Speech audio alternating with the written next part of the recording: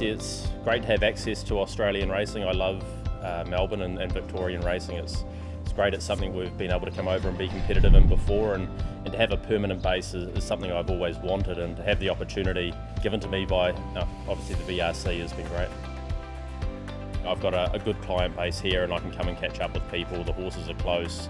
It's very convenient, so I'm lucky to be here. Very like for where we train at Cambridge back at home.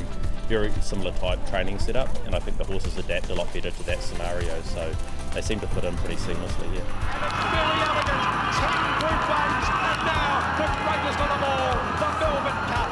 Very elegant wins by 3.5, incentivised Spanish Mission Floating Artist, a gap the chosen one. Having the chosen one obviously compete in multiple Melbourne Cups was a huge thrill, and he ran well every time.